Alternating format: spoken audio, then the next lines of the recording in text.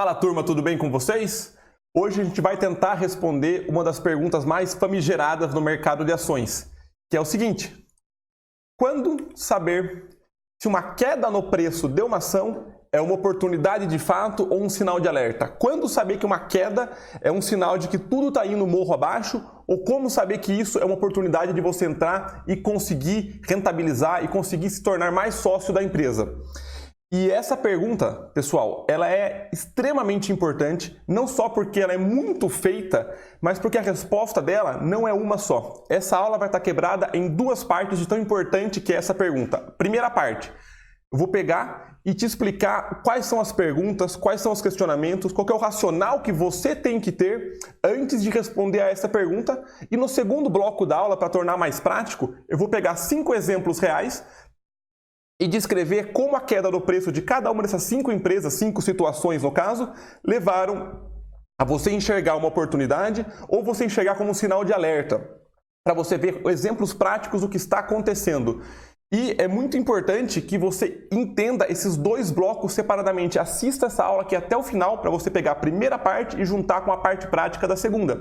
E se você tem interesse nesse tipo de conteúdo, se inscreve no canal. Assim você vai sempre ser notificado assim que eu postar qualquer vídeo novo. E esse ano de 2020 é o ano que eu quero que seja da sua educação financeira. Então está tendo muita produção de conteúdo, então foco em acompanhar o nosso canal, acompanhe outros canais também, óbvio. Mas a ideia é agregar o máximo de valor para vocês.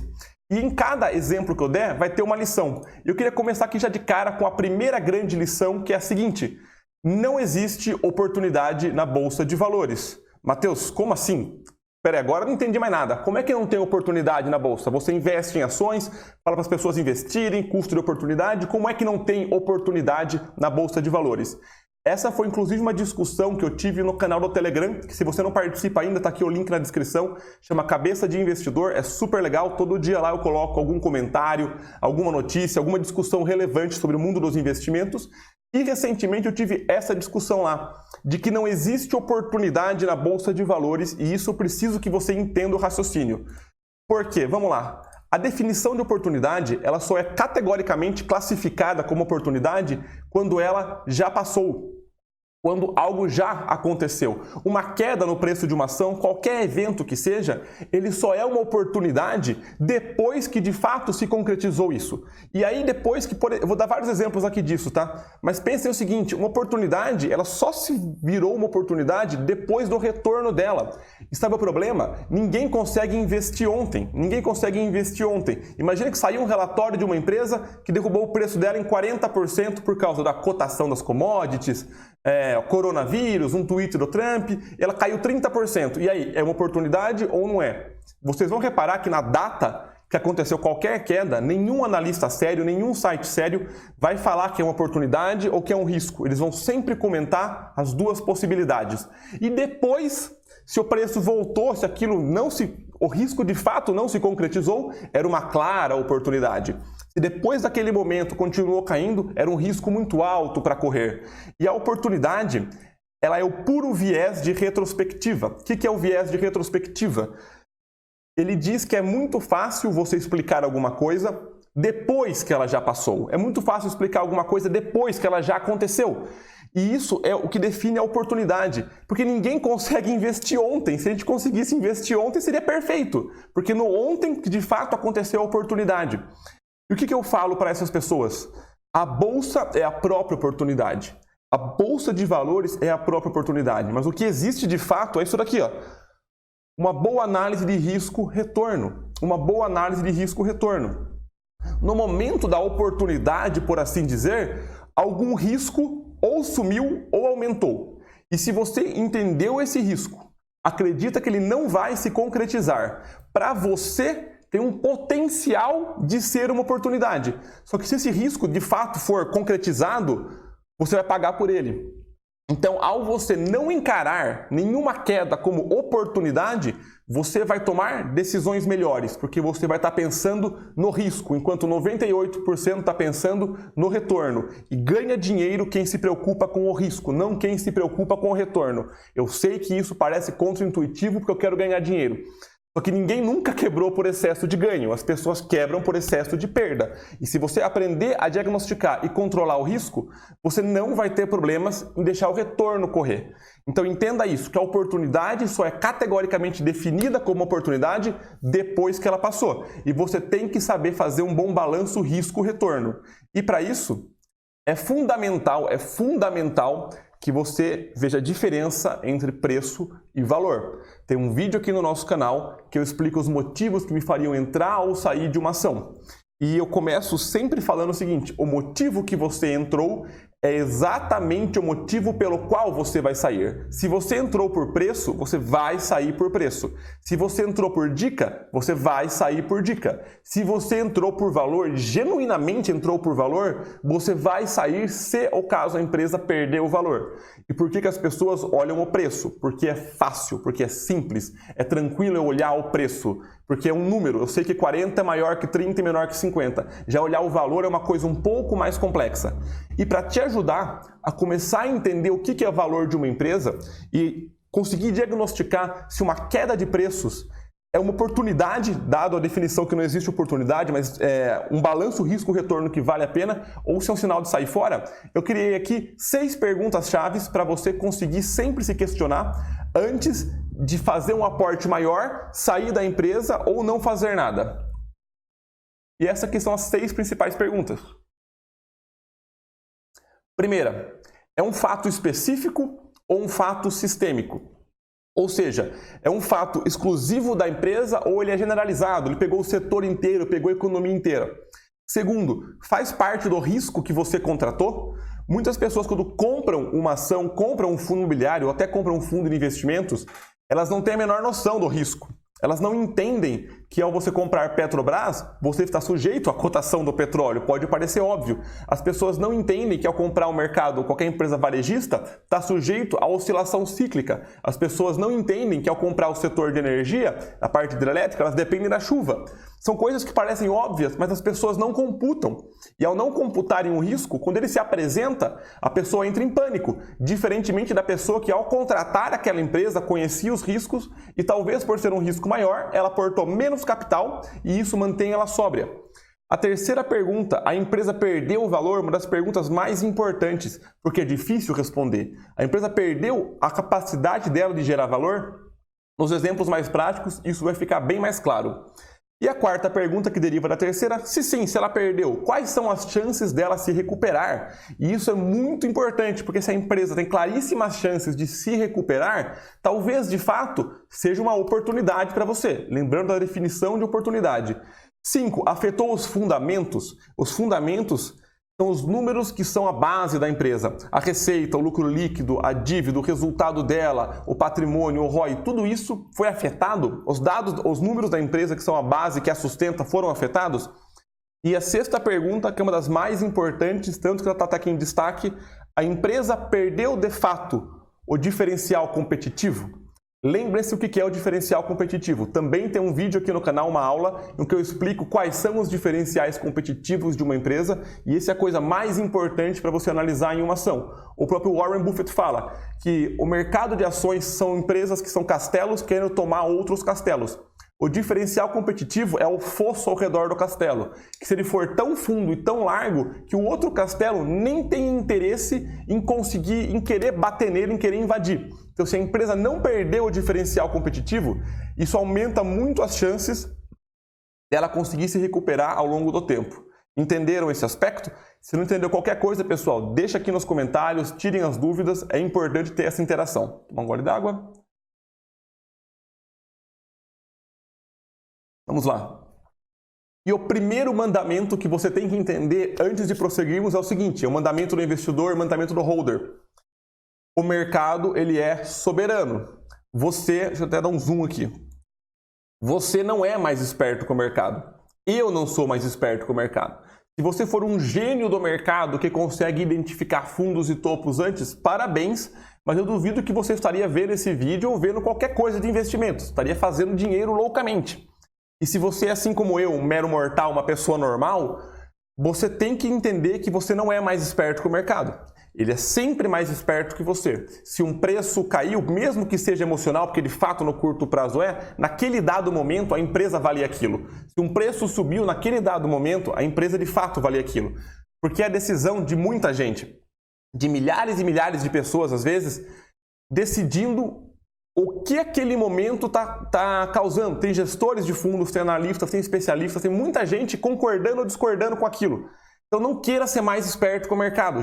O dia que você quiser ser mais esperto com o mercado é o dia que você vai tomar uma rasteira. E algumas perguntas para você. Primeiro, você realmente se acha mais esperto? Se você realmente se acha, pode fechar esse vídeo aqui e operar. Eu realmente desejo que você fique rico.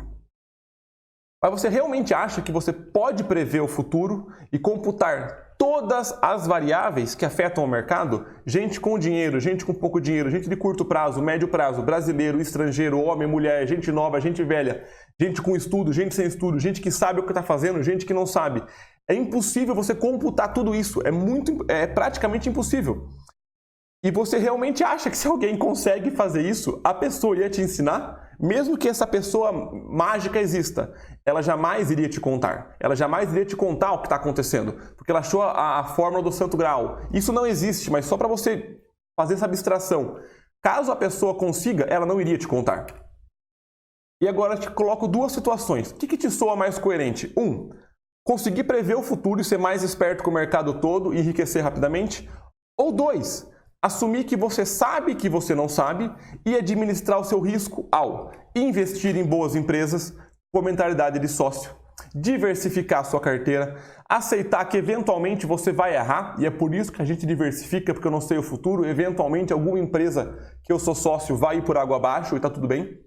Estudar sobre as regras de funcionamento dos investimentos, entender o que é uma ação, o que é um fundo, o que é um fundo imobiliário e fazer aportes mensais todo mês, você poupar um pouquinho para garantir que o seu barco está indo na direção certa e focar no que realmente acaba importando no sentido da construção de patrimônio, que é aumentar a sua renda ativa.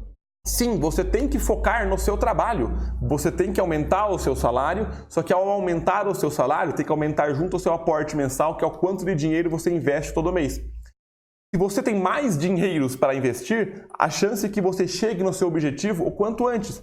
Investimento, pessoal, não deve ser um segundo emprego, deve ser um hábito, igual tomar banho, igual ir na academia, igual fazer qualquer coisa. Você investindo com prudência, sem olhar o mercado todo dia, fazendo aportes mensais, ter uma carteira diversificada, conhecendo o seu perfil, entendendo o risco e todo mês colocando um pouco, você pode pegar a sua energia e focar no seu trabalho de forma que você consiga crescer na carreira, aumentar o seu salário e aumentar o quanto você poupa por mês. Tem 3 variáveis para você ficar rico: o seu aporte mensal, a taxa de juros que você tem e quanto tempo você espera. Já falei isso algumas vezes aqui no canal. Se você aumentar o seu aporte e esperar mais tempo, a taxa, que é o que você não tem controle, deixa ela. Foca no que você tem controle, seu aporte mensal e o tempo. O tempo é só esperar, o aporte mensal tem a ver com a sua renda ativa e a taxa com o risco que você está correndo.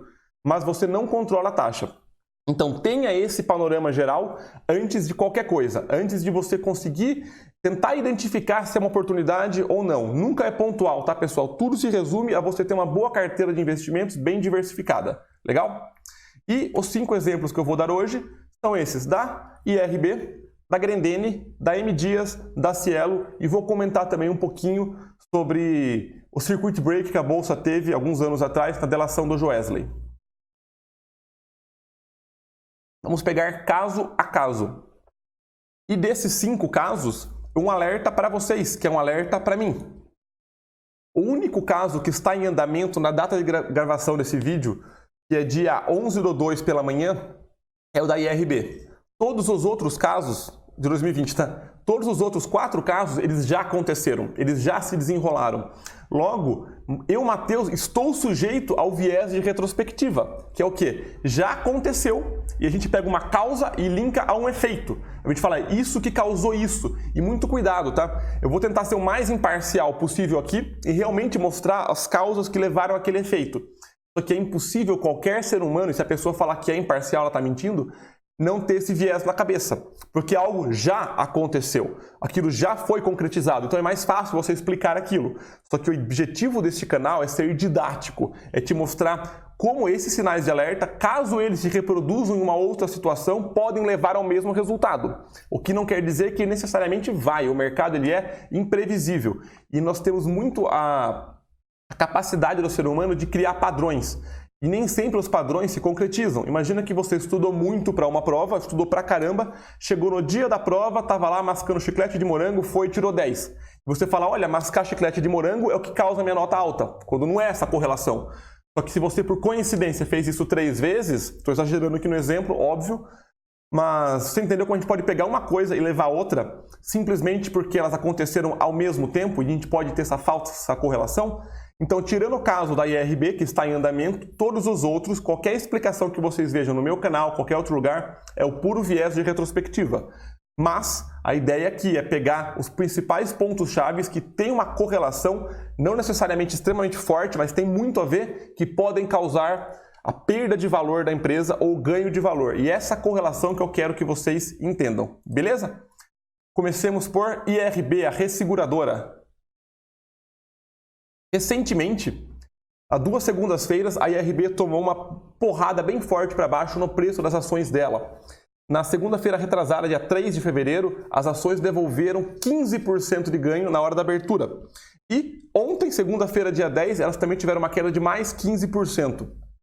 Isso tudo foi devido a uma carta que a Esquadra divulgou falando que as práticas contábeis da IRB, Código de Negociação IRBR3, não estão corretas, que elas estão manipuladas. E isso gerou um alerta no mercado que derrubou o preço das ações.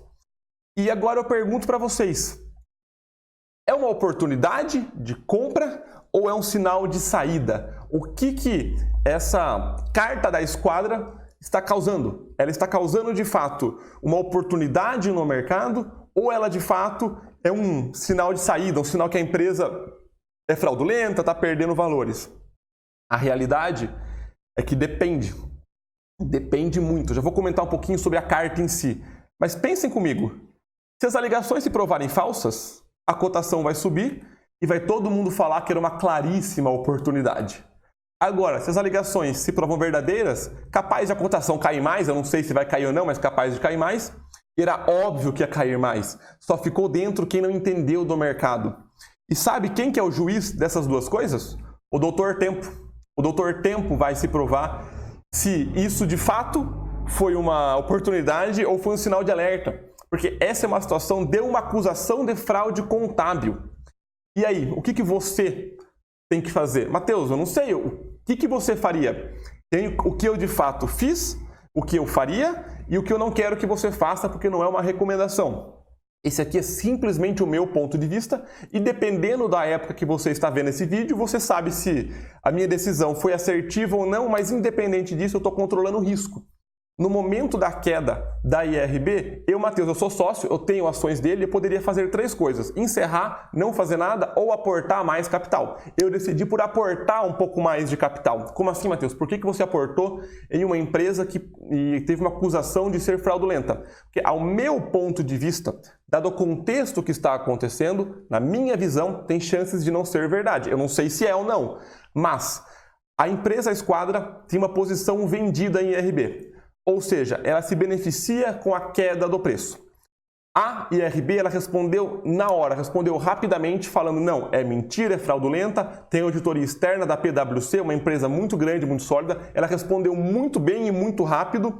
Fora que todo o contexto, não vou gastar muito tempo nessa aula aqui, mas leia a carta de 25 páginas que a Esquadra mandou e a resposta da IRB se defendendo, falando veemente que não, os dados estão certos, ela não quis fazer nenhuma enrolação. Para mim, a resposta rápida, o interesse da outra empresa e a auditoria externa da PwC compilam algo que pode ser que a acusação não seja real. E a acusação vem em torno de que a margem da empresa ela é muito acima da do setor e isso é um sinal de alerta. Mas, do meu ponto de vista, que de novo, não é certo nem errado, a empresa tem um diferencial competitivo muito bom que permite essas margens. Ela é sócia das partes da Resseguro, ela tem um diferencial de eficiência operacional, ou seja, do meu ponto de vista, é um risco que eu comprei. Vocês enxergaram isso? Eu não vi uma oportunidade, eu vi um risco que eu comprei. Eu comprei o risco dessa empresa. Se de fato for provado que é fraudulento, eu vou cobrar esse risco, ele vai ser cobrado de mim. Se de fato for provado que não tem nenhum problema, que está tudo certo, a grande chance é que a empresa se recupere ao longo do caminho. E eu quero estar dentro dessa oportunidade. Entendeu por que eu falei oportunidade agora? Então agora, nesse aspecto dessa empresa, a primeira lição se repete, não tem oportunidade, você concorda? Só vai ser de fato uma oportunidade se for concretizado que é falso. Se for verdadeiro, a oportunidade fez um risco que se pagou. Então esse aqui é um dos primeiros casos que eu quero que vocês entendam, que é a respeito dos boatos. Entrar ou não em um boato. Você tem que entender a credibilidade daquilo, a sua tolerância ao risco e se vale a pena ou não você entrar. O próximo caso é o caso da Grendene, que é um caso mais numérico, mais concreto. Vou só tomar um gole d'água aqui antes de prosseguirmos. Esse caso da Grendene, ele aconteceu no primeiro trimestre de 2019. E o lucro dela caiu 51%, caiu pela metade. E a empresa ia distribuir dividendos antecipadamente para tentar cativar a galera. E o preço dela, o preço da empresa nesse dia, chegou a cair 10% na abertura do mercado. O resultado dela saiu de fato um valor numérico, não é um boato nem nada, ela de fato teve um lucro de 50% abaixo. E aí, é uma oportunidade ou é um momento de saída? Bom, temos que pensar. Vocês que acompanham meu canal já sabem que avaliar uma ação sempre tem a ver com números e histórias. Quem olha só número se ferra, quem olha só história se ferra. Você tem que olhar as duas coisas e tentar fazer a junção dos dois. Não é tão trivial, mas não é tão complexo quanto parece. Vamos pegar aqui informação a informação. Primeira coisa, fato. O lucro líquido dela caiu 51% no primeiro trimestre. Esse aqui é um resultado que eu peguei do portal do TradeMap, um site bem legal para vocês darem uma olhada também. Pego o resultado de empresas, analisa ações, é bem legal esse site. Caiu 51%. Legal. A cotação chegou a cair 21% em 40 dias decorrendo esse fato no mercado. Mas, Matheus, por que o lucro caiu tanto? Essa é uma pergunta inteligente. A pergunta, está na hora de comprar ou não, não é a melhor pergunta. Você tem que entender a história por trás disso. E o resumo é o quê? Simplesmente, eles não venderam o esperado. Eles erraram na coleção. O resumo é o seguinte, erramos na coleção. A coleção não agradou. Vamos fazer o possível para recuperar. Esse ano talvez seja difícil, mas não tem o que fazer. Já foi. E agora eu te pergunto, você entra numa situação dessa, sai ou não faz nada? Depende. E tem que entender algumas coisinhas. Primeiro, o valor da empresa. O caixa dela continuou saudável. A empresa tem quase 2 bilhões de reais em caixa. A dívida dela continua negativa. O patrimônio dela não mexeu. E é absolutamente normal uma empresa ter um ou mais trimestres ruins. Empresa não pode ter um trimestre ruim. A diretoria está lá, faz parte, decide, testa alguma coisa, erra, não funciona, recupera, faz parte. A empresa não sobe em linha reta. Então, quando você contratou a Grendene, isso faz parte do risco, isso faz pura parte do risco. E ela fechou 2019 com 70% de alta depois dessa queda. O pânico do mercado por essa queda, de um resultado ruim, de fato se mostrou uma oportunidade. Não estou falando que na hora era fácil diagnosticar isso, porque se a empresa continua errando coleção atrás de coleção, é uma coisa que a empresa ia de fato perder valor. Mas um trimestre, errar uma coleção, é normal. Se você entende que isso faz parte do seu risco, e você tem uma carteira e criou a sua regra de aporte, provavelmente quando uma empresa boa tiver uma queda, a sua regra vai te dar um sinal de, opa, é a hora de talvez comprar essa empresa. Só que você não pode comprar só porque caiu, você tem que comprar olhando os fundamentos. E agora, vamos refazer as 6 perguntas-chave para a Grendene. Vamos lá? Primeiro, é um fato específico ou sistêmico? É um fato específico. 2, faz parte do risco que eu contratei? Sim, com certeza faz parte do risco. Uma empresa de varejo errar numa coleção calçadista. A empresa perdeu o valor? Não, ela não perdeu nada de valor. Então a 4 não tem sentido, vamos direto para 5. Afetou os fundamentos? Também não afetou. Se consistentemente tivesse resultados ruins, afetaria. E a 6ª pergunta, ela perdeu o diferencial competitivo? É um categórico não, é um pleno categórico não. Então se você acredita na empresa, entendeu os fundamentos, viu a origem da queda, talvez Talvez para você tivesse sentido entrar na empresa nesse momento. Mas, Matheus, é fácil falar porque ela já subiu. Concordo. Eu estou explicando do puro viés de retrospectiva, que já aconteceu isso. Mas vocês enxergam como o questionamento pode ser feito em qualquer situação? E aqui uma tabela de resultados da Grendene que eu peguei do site Oceans 14. É um site bem legal também para análise de resultados. Eu sempre prefiro que as pessoas que estão começando olhem o RI, que é relacionamento com o investidor. Mas esse site aqui ele é bem compilado. E antes que os haters falem, mas Matheus está fazendo isso em fevereiro e a empresa não divulgou o quarto trimestre de 2019 ainda. Concordo. Esse aqui é o compilado de todos os anos em 2019, sem contar o quarto trimestre. Só que eu quis fazer ano a ano para mostrar algumas coisas em termos de análise de números, tá? Mas não tem o quarto trimestre, eu concordo. A gente pode fazer uma projeção linear aqui, mas eu quero que vocês foquem no raciocínio, beleza? Foca no raciocínio. Vamos lá.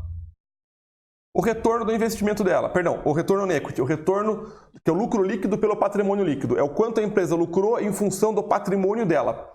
Ele caiu, ele vem caindo de maneira bem suave ao longo do tempo, certo? E seria um sinal de perda, talvez de perda de valor, porque o lucro líquido da empresa, o quanto ele aumentou, não teve o mesmo impacto no patrimônio líquido. Lembrando que ainda falta um quadrimestre, mas esse talvez fosse um ponto de alerta de resultado do primeiro trimestre ruim.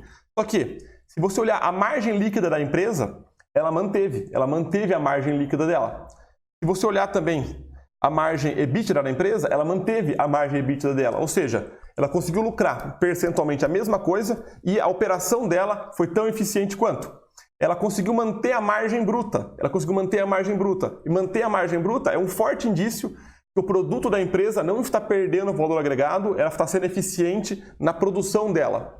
E se você pegar o lucro líquido total em número absoluto, 2018 para 2019 teve uma queda, mas está faltando o quarto trimestre. Então é bem capaz que depois de divulgar o quarto trimestre, ela consiga até empatar esse lucro em um ano que ela teve um trimestre ruim, ou até passar, não sei, o resultado na data desse vídeo não teve ainda, e recupere o ROI. Só que vocês enxergam que a história e os números, eles corroboram um com o outro e que uma queda pontual não necessariamente é um sinal de saída, pode ser visto como futuramente, claro, uma oportunidade, mas qual que é a segunda grande lição? O mercado é feito de números, sim. Só que por trás de todo número tem uma história. E você entender essa história e vincular um número é o que vai diferenciar você. E ganha o jogo quem olha as duas coisas. Então você tem que focar em entender, primeiro, os números.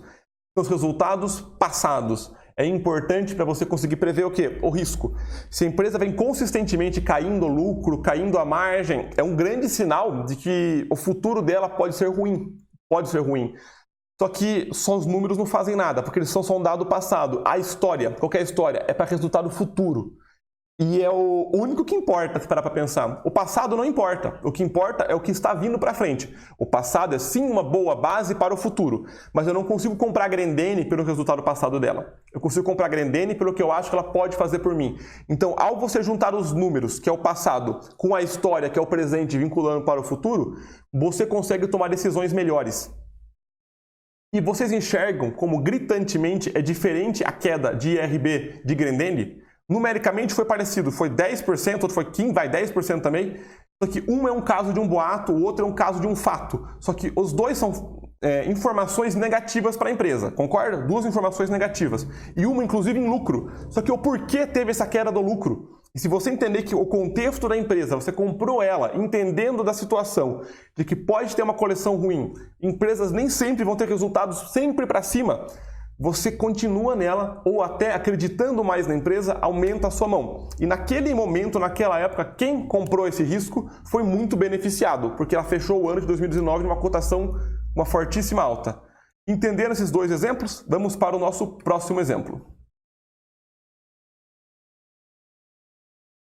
Agora o caso de M. Dias Branco. M. Dias Branco, dona das seguintes marcas de biscoito, bolacha, massas, farináceos. O pessoal aqui de São Paulo conhece mais a Piraquê, pessoal do Nordeste, o Biscoito Fortaleza. Enfim, ela tem essa série de marcas, ela é do setor alimentício e ela pega toda a parte do trigo, desde a parte de moer o trigo, transformar em pó, até fabricar o produto. E em 2019, ela fechou a cotação do ano dela com 10% de queda, em um ano de fortíssima alta da Bolsa. Quem acompanhou a minha aula, que eu abri a minha carteira de 2019, viu que das minhas 19 empresas, a única que teve uma cotação, uma queda de valor foi M Dias. As outras 18 empresas foram valorizadas, elas ganharam, me deram um lucro positivo naquele ano. Só M Dias que teve uma queda no preço dela, em um ano de fortíssima alta da bolsa. Mas, Matheus, beleza. O caso da IRB foi um boato. O caso da Grendene foi um trimestre. M Dias Branco foi um ano. Foi um ano caindo. Agora sim, será que é um sinal de alerta, um sinal de queda? Estou vendo uma perda de valor. Eu quero que vocês entendam de novo os números e a história. Vamos lá. Esse aqui também peguei do portal do Trademap. De fato, um impacto forte nos números. Aqui as barrinhas maiores em verde água está a receita líquida dela. E verdinho, claro, o lucro líquido. E as linhas são as margens. Vocês podem reparar que desde o segundo trimestre de 2018 até o terceiro trimestre de 2019, ela teve uma queda bem forte na margem bruta, na margem EBIT e na margem líquida. Ou seja, o produto dela ficou mais custoso, a operação dela ficou mais custosa e a margem líquida dela, que é o quanto está sobrando, diminuiu. Então, de fato, ela teve um impacto no resultado, uma tendência de baixa desde o segundo trimestre de 2018. E se a gente pegar aqui também o lucro líquido dela, o histórico do lucro líquido para enxergar melhor, também desde 2016 ele vem caindo já há praticamente 3 anos. Ou seja, Matheus, agora sim estou vendo uma perda de valor.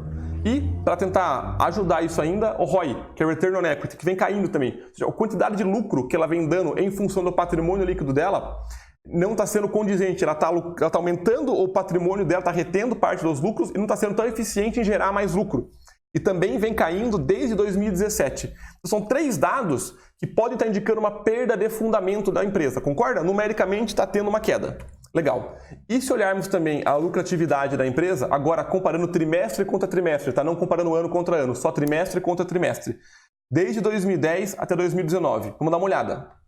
Desde 2016, a receita está praticamente flat. Ela dá uma osciladinha, mas ela está em linha reta. Então, eu quero ver receitas crescentes, não receitas estáveis, nem caindo. Mas entre os 3 cenários, o pior é caindo, o estável não necessariamente é bom, mas acaba sendo um pouco mais neutro. Se olhar a margem bruta dela, vem caindo, ou seja, está perdendo valor agregado no produto ou o custo do produto está aumentando. Se olhar também a margem EBIT, que é a margem operacional dela, também vem caindo. Isso é um problema, isso acaba sendo um problema. E se a gente olhar o lucro líquido, a margem líquida e o ROI, todos eles também desde 2016 vêm caindo e a empresa que vinha com uma dívida saudável desde 2011 tomou uma dívida alta, que ela demoraria 2,7 anos a 2,65 anos do lucro operacional dela para quitar. Então, em termos de fundamentos, é uma empresa que vem sofrendo. Isso está claro, numericamente a empresa vem de fato sofrendo. Então, por que alguém compraria uma empresa dessa? Porque alguém não sairia de uma empresa que os resultados estão vindo em queda. Aqui que entra você ter um pouco do jogo de cintura de entender o que está acontecendo. Porque é o principal insumo da M Dias, trigo. E trigo é cotado em dólar. A cotação do trigo, ela subiu de 185 dólares para 220 dólares de 2018 a 2019. Em um ano e meio ela subiu quase 20%. E teve primeiro ponto, alta na cotação do trigo. Essa alta na cotação do trigo, aliada à alta na cotação do dólar, que teve também no ano de 2019, 2018, faz com que o quê? O custo do produto da M Dias suba, o custo do produto fabricado dela suba. E ela fez o quê? Repassou esse aumento de preço, ela repassou já esse aumento de preço. Isso faz com que ela venda um pouco menos, certo? Mas ela não conseguiu nem repassar tudo porque as margens dela caíram. Então ela teve aumento no principal insumo dela, que é o trigo. Ela é uma empresa que pega um commodity e transforma em um alimento, um biscoito, uma bolacha, uma massa. E isso é o que tem um impacto de fato. Sim, é um ciclo. Quando o mercado industrial, que esses anos já está um pouquinho mais conturbado, associado à cotação do trigo, à cotação do dólar, tem um impacto muito grande na empresa. Só que, olha que curioso, essa daqui é a dívida da empresa em função da dívida média do segmento. E nesses últimos tempos, ela tem mantido, e quase sempre, ela tem mantido a dívida dela abaixo do setor. Ela tem mantido abaixo do setor. Isso quer dizer o quê? Que o setor como um todo perdeu força. O setor como um todo perdeu força, o setor acabou diminuindo. Ao setor diminuir, tem que entender o seguinte: quais são os fatores que me fariam sair dessa empresa ou continuar com ela? Se Se o setor inteiro está diminuindo, o setor vai morrer? Sim, o setor vai morrer, então saia fora. Não, o setor não vai morrer, mas ele vai permanentemente ficar menor. Talvez cogite sair fora. Não, Matheus, eu entendo que é algo cíclico, acredito que desta pseudo-crise a empresa vá se recuperar e na recuperação da empresa, acredito que a M Dias é a empresa que vai ter destaque. Então, nessa situação, você talvez valha a pena continuar com a empresa. Mas o que eu falei agora há pouco? Tem que compilar números e histórias. E vamos fazer essas duas coisas agora para M Dias. Vamos pegar os fatos e colocar nome aos bois. Primeiro, receita lateralizada. Concordo? A receita está flat há alguns anos. Segundo ponto, a ociosidade da empresa subiu, tá? Isso eu acabei não comentando, mas no relatório dela mostra isso claramente. Ela tinha 25% da capacidade ociosa dela em 2017, se não me engano, hoje está 50%. Então isso é um fato negativo para a empresa. O aumento na cotação do trigo em 20%, o aumento do dólar e o repasse no preço. Isso gerou uma queda no volume de vendas. E a cotação dela refletiu na queda de 10% do fechamento de 2019 e chegou a cair 35% ao longo do ano. E a queda de 40% do lucro líquido dela de 2019 para 2018. Só que aumentou para todos. O trigo não aumentou só para ela. O trigo aumentou para todo mundo. Ela continua líder de mercado. Até fez a aquisição da Piraquê. Ela sofreu menos que as outras empresas.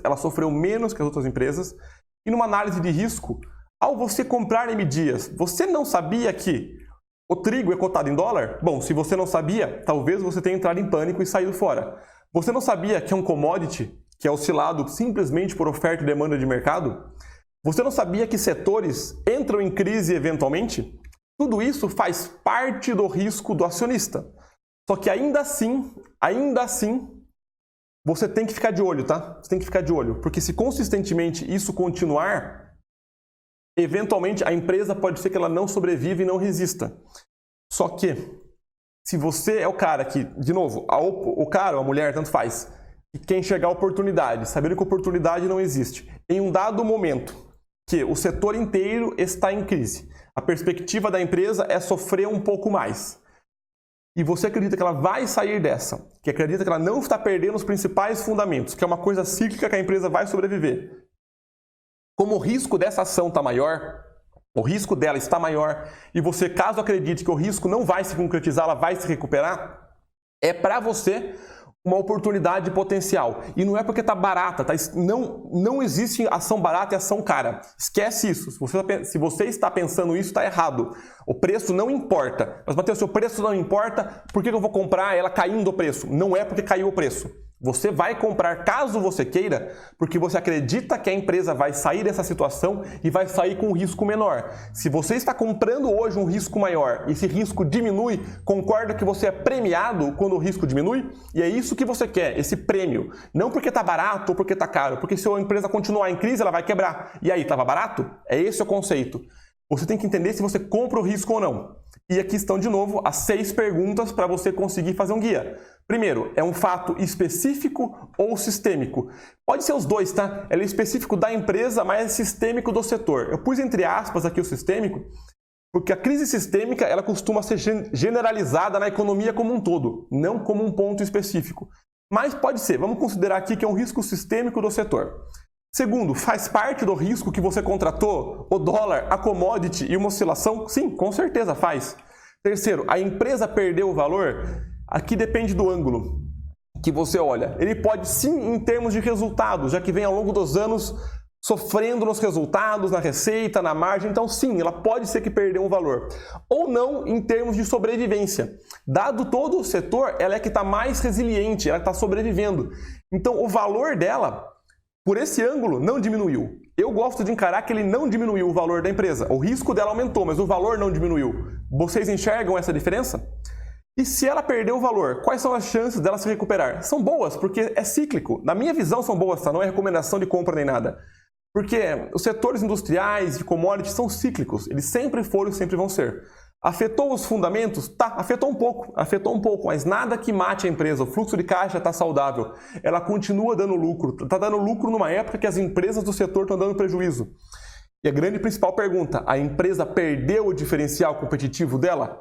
Não, ela continua no Nordeste, isenta de imposto, líder de mercado, continua com as marcas dela.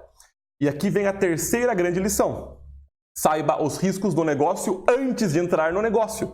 Ao você saber os riscos do negócio antes de entrar nele, você fica muito mais sóbrio para conseguir decidir o que fazer. Você fica com uma decisão muito melhor de continuar numa empresa ou não. E de novo, 3 quedas de 10%, 3 situações completamente diferentes.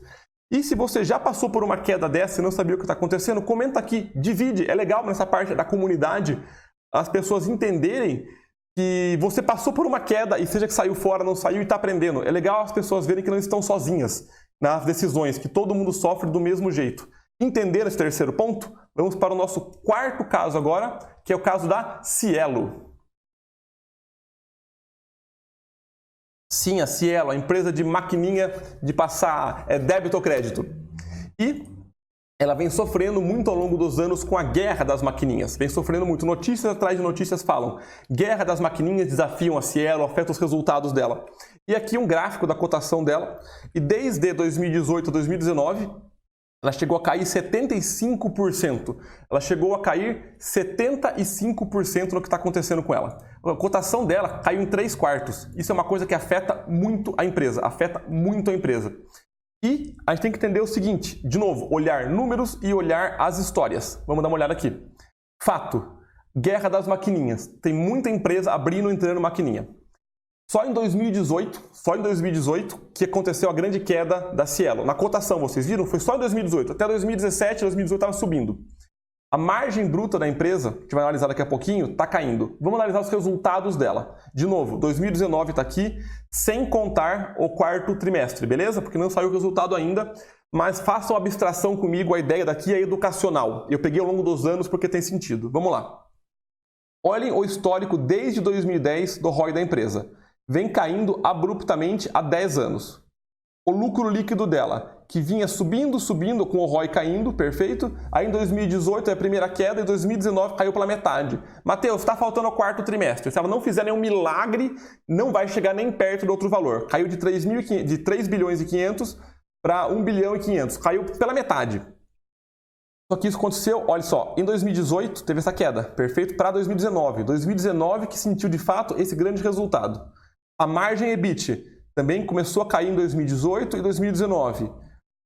A própria margem bruta dela, 70%, 66%, a margem bruta dela vinha caindo ao longo do tempo e a receita teve um grande impacto agora em 2019. Por que eu contei toda essa história para vocês com essa tabelinha aqui? A grande queda veio em que ano? Veio em 2018. Só que observem que a margem bruta dela já vinha caindo desde 2012, vinha caindo. A queda da margem bruta é um forte indício do quê? Que o produto está perdendo o valor agregado. O que é a margem bruta? É a receita de vendas menos o custo do produto vendido. Se, por exemplo, eu vou vender esse copo d'água aqui, eu vendo o copo d'água a R$5 e o meu custo de fabricação dele é de 3, a minha margem é de 2, beleza? No custo de fabricação está hora homem, hora máquina, tudo que está incluído no custo de fabricação do produto.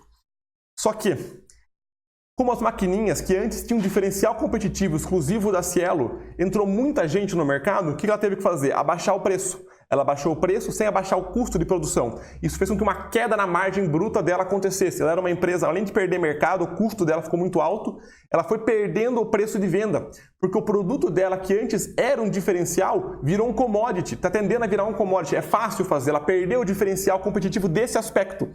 E essa queda da margem é um sinal forte disso, que vem acontecendo desde 2011. Pegar o ROI dela, vem caindo também desde 2010, vem caindo loucamente. O grande impacto no lucro líquido vem em 2019. O grande impacto no EBIT, de fato, vem em 2019. O grande impacto na receita vem em 2019 e ela caiu muito em 2018. De novo, é o puro viés de retrospectiva. Eu sei, é fácil falar isso agora, na hora não era. Mas a ideia é o seguinte, vocês percebem como nesse caso está tendo uma queda nos fundamentos da empresa, o produto dela está virando um commodity e para você conseguir enxergar isso, vamos fazer aqui as 6 perguntas. Primeiro, é um fato específico ou um fato sistêmico? É um fato específico da empresa. A Cielo está sofrendo. Ela está sofrendo. Ela tinha um produto diferenciado. Empresas que estão entrando no mercado já entraram sabendo que era um produto de briga. Faz parte do risco que você contratou? Talvez não. Ninguém contrata uma empresa que tem um produto diferenciado para ele, de repente, passar a ser um commodity, para ser uma briga de preço. Quem comprou a WEG não quer que os motores dela virem commodity. Quem comprou a Raia Drogasil sabe que remédio é commodity. Então depende. Quem comprou a Apple não comprou para virar um commodity. Então tem grandes chances que esse risco você não contratou. A empresa perdeu valor? Sim, ela perdeu valor não só em termos de fundamentos, como ela perdeu valor em termos de diferencial de produto. Lembram do fosso que protege o castelo? Está cada vez menor e mais seco. E quais são as chances dela se recuperar? Não cabe a mim dizer se tem grandes chances ou não. Não cabe. Para mim, se tem chances médias, tem que se reestruturar inteira, acaba sendo mais um caso de um turnaround para mim que qualquer outra coisa. A pergunta 5, afetou os fundamentos? Gente, afetou bastante. Afetou muito os fundamentos da empresa. E a empresa perdeu o diferencial competitivo? Sim. E é essa a pergunta-chave. Ela acabou perdendo o diferencial competitivo dela. E enxergam como mesmo a M Dias tendo alguns anos ruins e a Cielo tendo alguns anos ruins é diferente? É diferente toda a estrutura? Eu sei, é o viés de retrospectiva. Não tenho como fugir disso. Mas vocês entendem? E a quarta grande lição é a seguinte. O preço inevitavelmente acompanha os resultados. Vocês viram que os resultados começaram a derreter muito antes.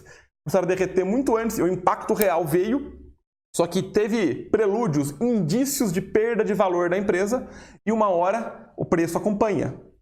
Não existe empresa que dá resultados negativos que o preço não vai atrás. Da mesma maneira, essa moeda tem dois lados. Não existe empresa que dá resultados positivos que o preço não vai atrás, ele eventualmente vai. E a sublição é o seguinte, saiba a hora de abandonar o barco. Saiba a hora de falar, essa empresa não é mais o que eu contratei no começo e não tem nenhum problema. Por isso que você diversifica, por isso que você tem uma boa carteira de investimentos. E o quinto caso é o dia do Joesley Day. Quem estava operando na bolsa nesse dia sabe até o que estava fazendo na hora da delação. É a mesma coisa do Ayrton Senna. A galera lembra, marca muito o que aconteceu. E depois da delação do Joesley, a Bolsa de Valores entrou em circuit break, que é quando ela tem uma queda de mais de 10%, interrompe-se as negociações. Ela fechou com 9% de queda, a galera entrou em pânico. O que vai acontecer? Todas as cotações de quase tudo foi derrubada, foi um pânico geral de mercado.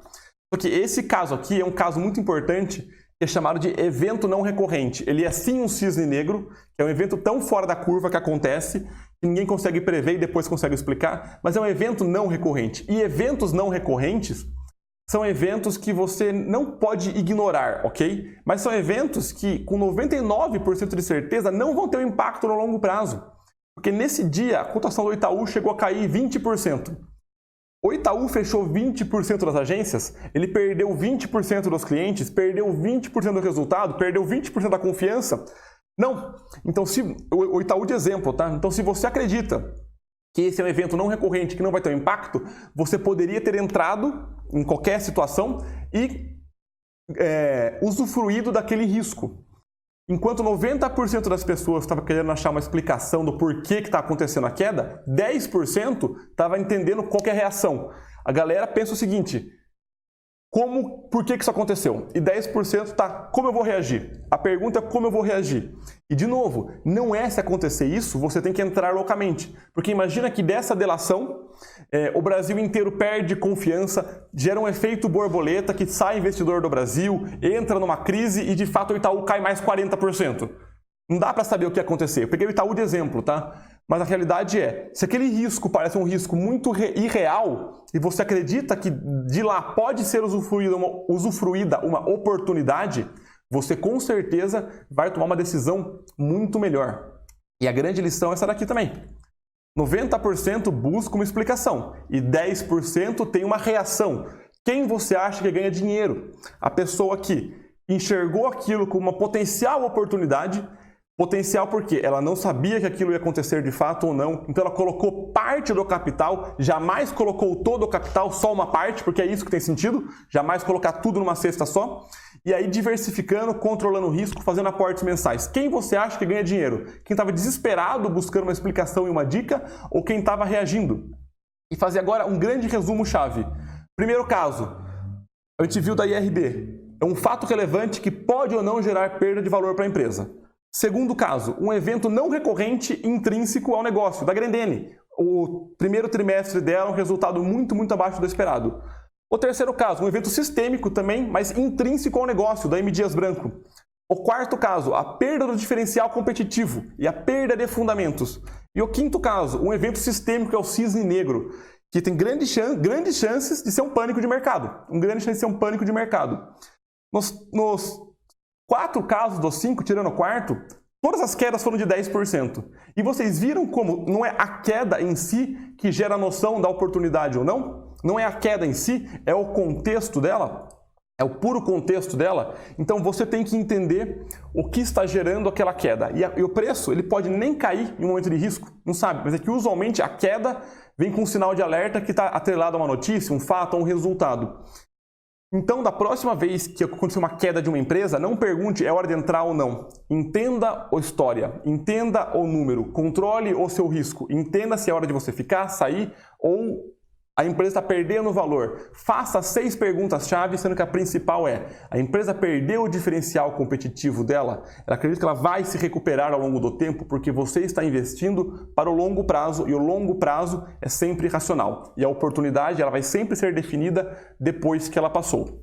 E se você chegou até esse ponto aqui do vídeo e gostou desse conteúdo, deixa o like. Se não se inscreveu ainda, se inscreve no canal. É a melhor forma de incentivar o nosso trabalho e o YouTube entender que esse conteúdo tem sentido para você e indicar para mais pessoas. Certo? Então, pessoal, qualquer dúvida, aqui no comentário. Eu vejo vocês na próxima aula.